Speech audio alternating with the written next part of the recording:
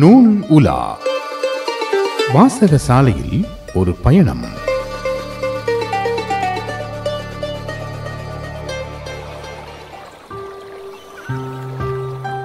நீங்கள் குழந்தைகளை பரீட்சைக்கு மட்டுமின்றி வாழ்க்கைக்காகவும் தயார் செய்கிறீர்கள் என்றால் உங்கள் பாடசாலையின் ஆன்மா நூலகமாகவே இருக்கும்.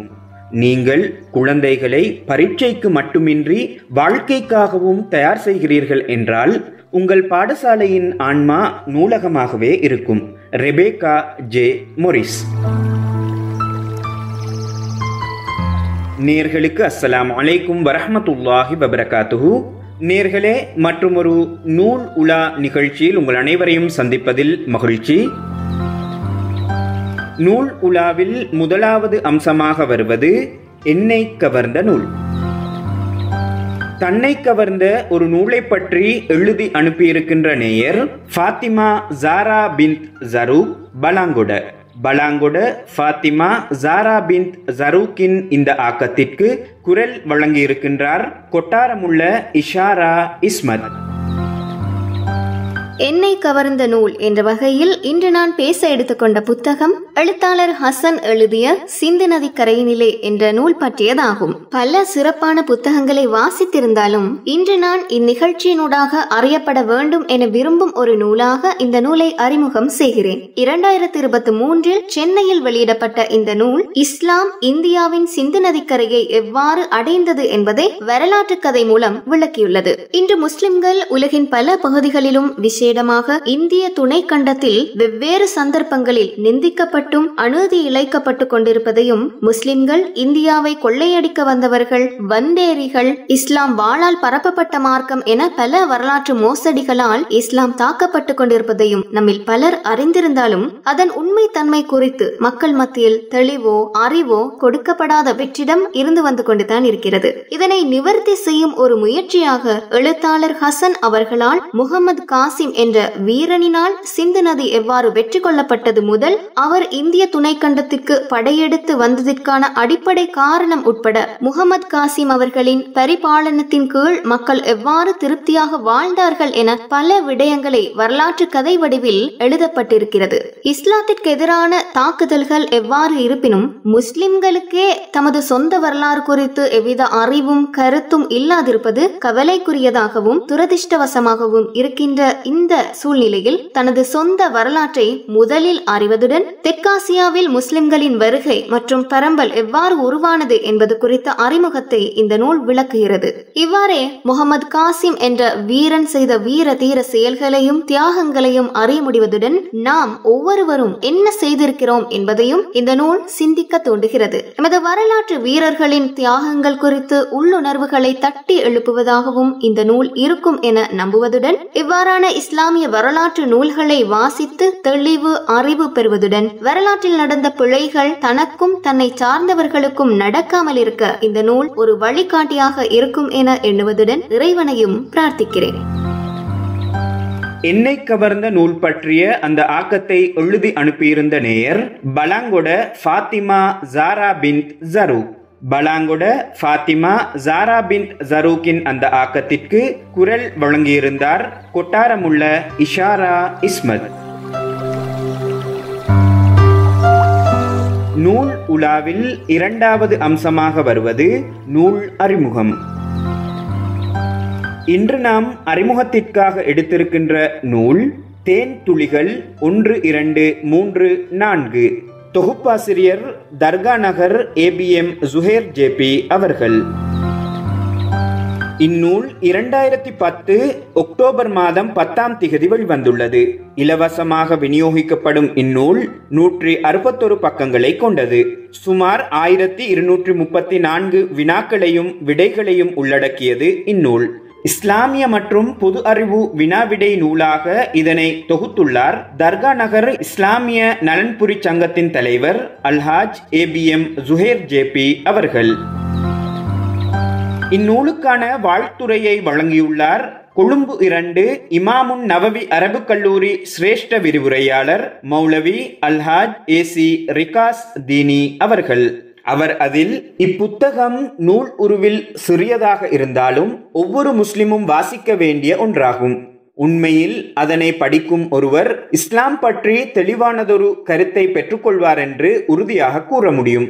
ஏனெனில் தேன்துளிகள் என்ற இச்சிறிய நூலை சற்று சுவைத்து பார்த்தால் அதனுள்ளே இஸ்லாத்தின் அடிப்படை ஈமான் என்ற தலைப்பில் ஆரம்பித்து இலங்கையின் வரலாற்றுடன் தொடர்புபடுத்தி தனது நூலின் முடிவுரையாக யாத்துள்ளார்.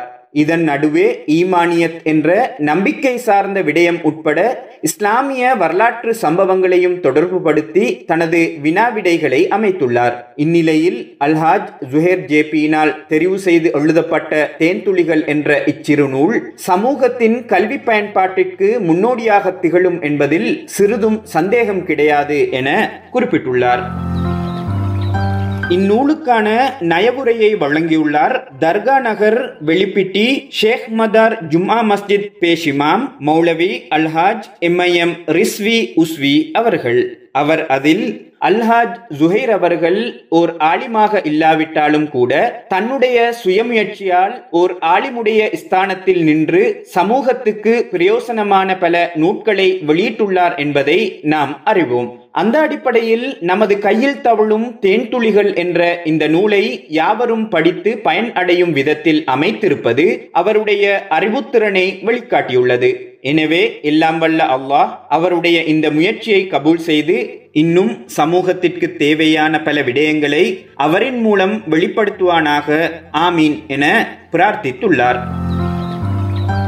இந்நூலினை தொகுப்பாசிரியர் தாயார் ஹாஜியானி ஐனுல் ஃபாஹிரா அபுல் ஹசன் மரிக்கார் அவர்களுக்கும் தந்தை அல்ஹாஜ் அகில் பாட்சா அபூபக்கர் மரிக்கார் அவர்களுக்கும் சமர்ப்பணமாகும் என சமர்ப்பணம் செய்துள்ளார்.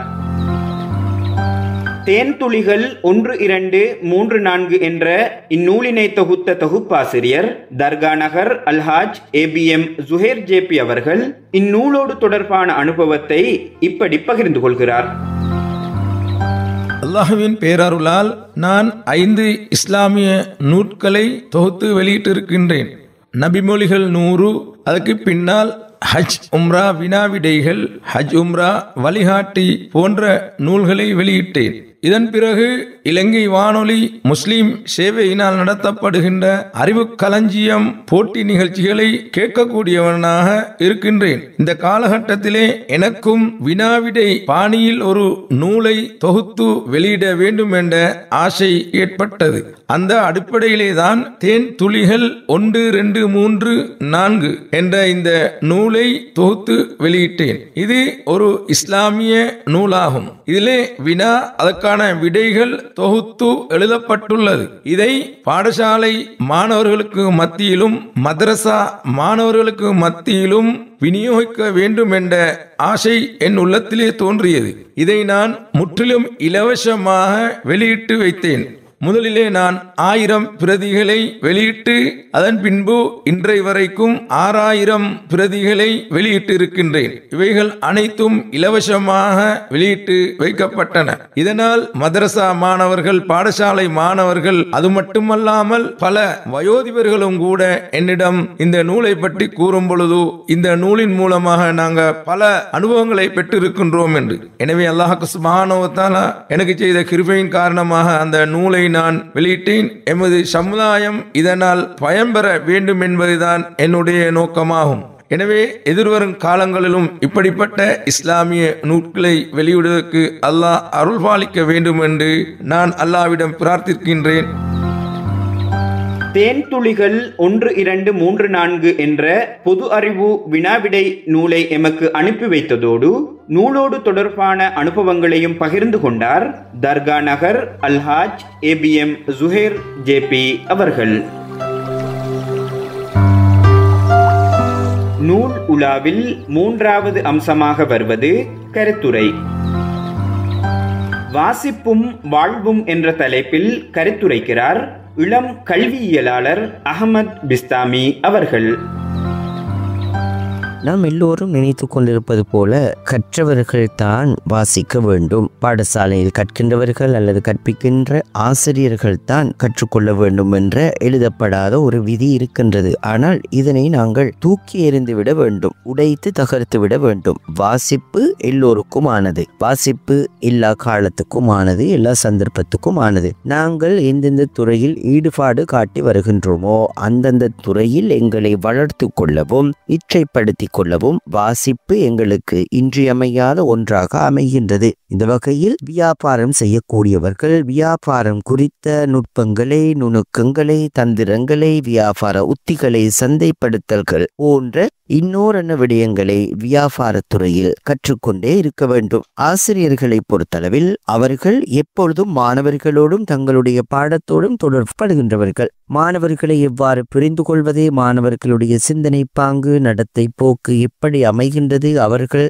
சகபாடிகளோடு எப்படியெல்லாம் நடந்து கொள்கின்றார்கள், பெற்றோர்களோடு எப்படி நடந்து கொள்கின்றார்கள் என்ற விடயங்களை நாம் அறிந்து வைத்தால்தான் அந்த பின்புலத்திலிருந்தே அவர்களுக்கு எமது பாடத்தை கற்பிக்க முடியும். குறிப்பாக நாம் இந்த பாடத்தில் கைதேர்ந்தவர்களாக, நிபுணர்களாக, தேர்ச்சி பெற்றவர்களாக இருக்கின்றோமோ அந்தந்த பாடங்கள் குறித்தும் நாங்கள் நிறையவே வாசிக்க வேண்டும். கூர்ந்து போன பழைய விடயங்களையே திரும்ப திரும்ப சொல்லிவிடுவதால் மாணவர்கள் எங்களுடைய பாடத்தில் மட்டுமல்ல எங்கள் மீதிலும் அதிருப்தி கொள்வார்கள். எனவே இந்த நவீன தலைமுறைக்கு ஏற்றாற்போல அவர்களுடைய வயது வேறுபாடுகளுக்கும் ஏற்ப நாம் அவர்களுக்கு பாடத்தை கற்பிக்க வேண்டும். Traditional method, chalk and talk, blackboard and white chalk போன்றவற்றுக்கூடாக இன்றைய மாணவ பரம்பரையினர் எந்த தகவல்களையும் ஆசிரியர்களிடமிருந்து பெற்றுக்கொள்ள தயாரான நிலையில் இல்லை. அவர்களுடைய மனோநிலைக்கு ஏற்ப ஸ்மார்ட் முறைக்கு, டிஜிட்டல் முறைக்கு,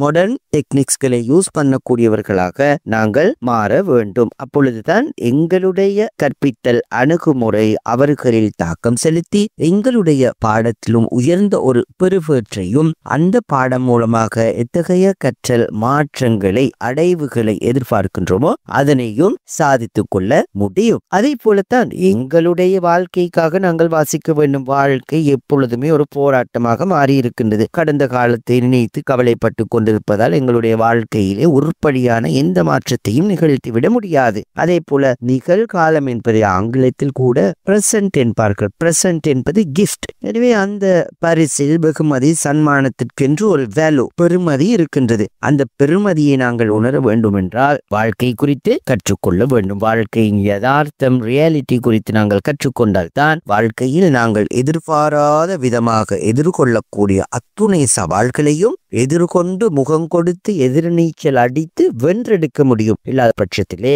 வாழ்க்கை எனும் போராட்ட களத்திலே நாங்கள் அகப்பட்டு அதன் ஆழத்துக்கு சென்று காணாமல் போய்விடுவோம். எனவே வாழ்க்கை குறித்தும் இவன் வரமாக தந்திருக்கின்ற வாழ்க்கையை நாம் வாழ்ந்து முடிக்க முடியும். வெறுமனே வாழ்ந்து முடித்த வாழ்க்கையாக அது அமையாமல் அது ஒரு வரலாற்று சாதனையாக, வரலாறாக அமைய வேண்டும் என்றால் வாழ்க்கை குறித்து நாங்கள் கற்றுக்கொள்ள வேண்டும். எங்களுடைய வாழ்க்கை எப்படி அமைகின்றதோ அதுபோலதான் எங்களுடைய தலைமுறையின் வாழ்க்கையும் அமையும். எங்களை பார்த்து அவர்கள், எங்களுடைய பிள்ளைகள், எதிர்கால சந்ததிகள், எங்களோடு தொடர்பு படக்கூடியவர்கள் எல்லாம் மிக நன்றாக உற்று நோக்கி அவதானித்து உறிஞ்சி கொள்வார்கள் எங்களுடைய வாழ்க்கை பாடங்களில் இருந்து. எனவே அவர்களுக்காக வேண்டும் கொஞ்சம் நாங்கள் வாசிக்க வேண்டும். அதே போல எங்களுடைய ஃபியூச்சர், எங்களுடைய எதிர்கால திட்டங்கள் எப்படி அமைய வேண்டும், அதிலே நாங்கள் எப்படி சிந்திக்க வேண்டும், செயற்பட வேண்டும், எத்தகைய இலக்கை நோக்கி நாங்கள் நகர வேண்டும் என்பதற்காகவும் நாங்கள் வாசிக்க வேண்டும். எனவே வாசிப்பு என்பது வெறுமனே மாணவர்களுக்காக, ஆய்வாளர்களுக்காக மாத்திரம் ஒதுக்கப்பட்ட ஒன்று அல்ல.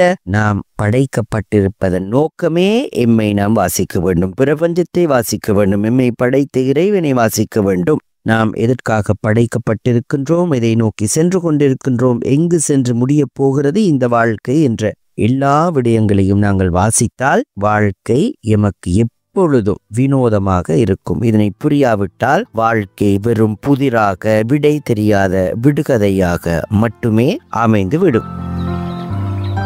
வாசிப்பும் வாழ்வும் என்ற தலைப்பில் கருத்துரைத்தவர் இளம் கல்வியலாளர் அகமது பிஸ்தாமி அவர்கள்.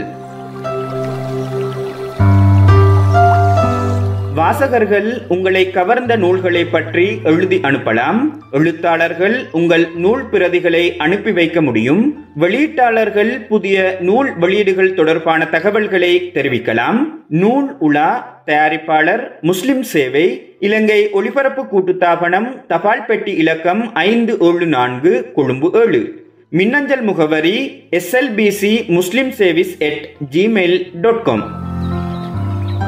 சரி நேயர்களே, இன்ஷா அல்லாஹ் மற்றுமொரு நூல் உலா நிகழ்ச்சியில் உங்கள் அனைவரையும் சந்திப்போம். அதுவரை சலாம் கூறி விடைபெற்றுக் கொள்கின்றேன். அஸ்ஸலாமு அலைக்கும் வரஹ்மத்துல்லாஹி வபரகாத்துஹு. வாசகசாலையில் ஒரு பயணம். நூல் உலா கேட்டீர்கள். நிகழ்ச்சி தயாரிப்பு இஸ்பஹான் ஷாஃப்தீன்.